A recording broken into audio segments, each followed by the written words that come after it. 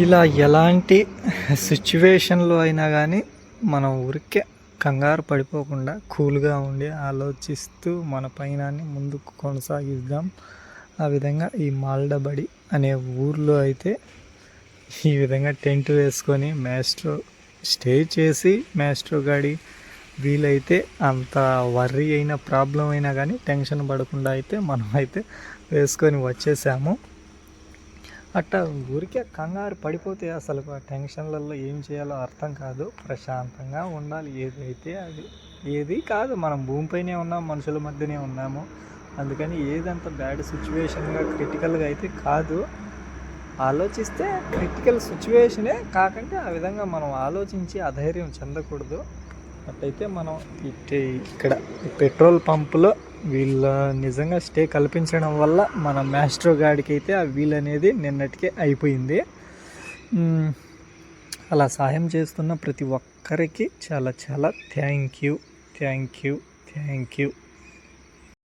ఈ నేచర్ మధ్యన good morning సూర్య, వచ్చేయి సూర్య నువ్వు. వర్ష అయితే మాకు ఇబ్బంది ఏం పెట్టలేదు.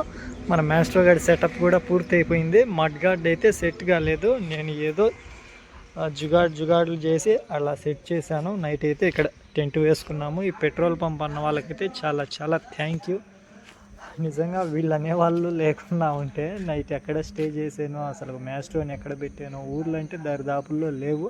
ఇప్పుడు మనమైతే డే 118 ప్రాజెక్ట్ ఎల్ఆర్ స్టార్ట్ చేసి మనమైతే అజంతా వైపుగా, అజంతా అంటే తెలుసు కదా, బ్యూటిఫుల్ ఆర్కిటెక్ట్, ఆ వైపుగా 48 కిలోమీటర్లు ఉంది. అటువైపుగా మన పయనాన్ని కొనసాగిస్తూ వెళ్ళిపోదాము. ఏ స్మాల్ ట్రిబ్యూట్ టు #రంజితాన్వీల్స్ అన్న save water save earth solution to pollution అంటూ మన రైడ్ని స్టార్ట్ చేసేద్దాం. ఈ petrol pump HP petrol pump నుంచి అయితే ఇక లేట్ చేయకుండా మ్యాస్ట్రోపై కలుద్దాం. మనకైతే కొన్ని హాలీవుడ్ మూవీస్ పరంగా నాకు బాగా గుర్తుండేదైతే కింగ్ కాంగ్. ఆ మూవీ అయితే ఎప్పటి నుంచో చాలా సార్లే చూశాను, నా చిన్నతనం నుంచి. అట్టయితే ఇప్పుడు ఇక్కడ ఒక కాంగ్ ఉంది చూడండి, కాంగ్ ఏ విధంగా దూసుకుపోతూ ఉందో. ఇదైతే కాంగ్ రివరు, మొత్తం జామ్నీర్ అనే ఊరుగా అయితే అటువైపు ఉండదు. ఈ జామ్నీర్ అనే ఊరిలోనే ఈ కాంగ్ రివర్ అనేది ప్రవహిస్తూ ఉంది. ఇంకా అక్కడైతే చేపలు పడుతూ ఉన్నారు. చూడగానే కింగ్ కాంగే గుర్తుకొచ్చింది నాకు. ఆ విధంగానే పరవళ్ళు తొక్కుతూ ఉంది జలకళ అనేది. కింగ్ కాంగ్ కంటే కింగ్ కాంగ్ ఎంత భయంకరంగా కొండల్ని దూకుతుందో, ఈ జలకళ అనేది అంత ఉధృతంగా ప్రవహిస్తూనే ఉంది ఇక్కడైతే. ఈ విధంగా వర్ష అనేది భూమిపైన ఉంటే ఎంత అందంగా ఉంటుంది ఈ భూమి అనేది. అలా మొత్తం ప్రవహిస్తూ ఎంత అందంగా ఉంటుంది జలకళ. ఇప్పుడు ఈ విధంగా నీటితో సుభిక్షంగా ఉండాలని కోరుకుంటున్నాను. ఈ విధంగా ఉండాలంటే మనం పొల్యూషన్ చేయడం కాస్త తగ్గించాలి. కాస్త కాదు, పర్యావరణాన్ని మనమే కాపాడాలి. ఆ బాధ్యత మనదే. ఆ కింగ్ కాంగ్ కానీ వచ్చి కాంగ్ నదిలో కూర్చుంటేనా అబ్బా సరిపోతుంది నది. ఒక్క అడుగు వేస్తే ఈ మూల నుంచి ఆ మూలకు పోతుంది.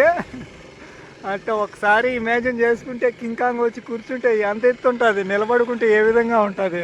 మొత్తం ఊరే తలెత్తి చూడాల్సి వస్తుంది. అబ్బా చాలా ఫన్నీగానే చాలా అద్భుతంగానే అనిపించింది కాంగ్ రివర్ చూస్తే. ఇటే జామున్నారు, ఇటు వెళ్ళాలి జామ్నీర్. ఇదేను జామ్నీర్లోకి వెళ్ళే చౌకు, మహారాణా ప్రతాప్ సింగ్ చౌకు. ఇక్కడ చూసుకుంటే యుద్ధ ట్యాంకే ఉంది. మరి ఇది ఏ కారణం చేత ఇక్కడ పెట్టారో తెలియదు.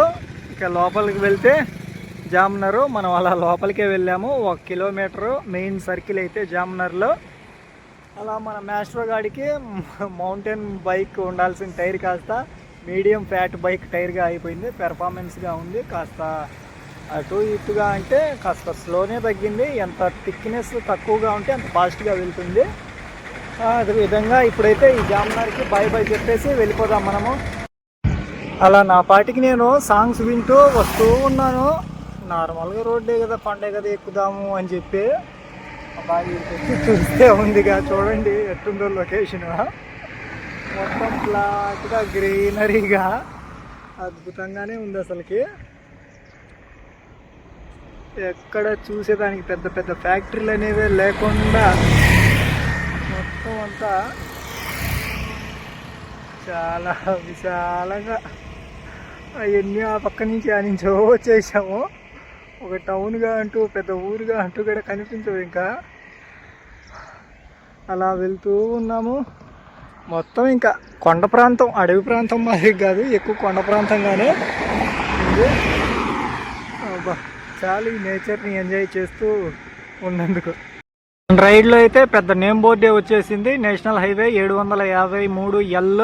ఇక ఇటువైపు అయితే మన పయనం కొనసాగుతుంది. అటువైపు అయితే జల్గాం అనేది ఎక్కడో వెళ్దామనే అనుకున్నాము, ఎప్పుడో నాసిక్ పరిసర ప్రాంతాల నుంచి అయినా కానీ, కాదంటే కుదరలేదు. నారీ అనేది కూడా ఆ ప్రాంతాలలో చూసాం మనము, కానీ మళ్ళీ ఇప్పుడు ఎదురైపోయింది. ఇప్పుడైతే ఇంకా ఈ ఊర్ల మీదుగా మన పయనం కొనసాగిద్దాం. ముంబై అనేది మన లీస్ట్లోకి రాదు, మిగతా ఈ రెండు అయితే వస్తాయి అనుకుంటాను.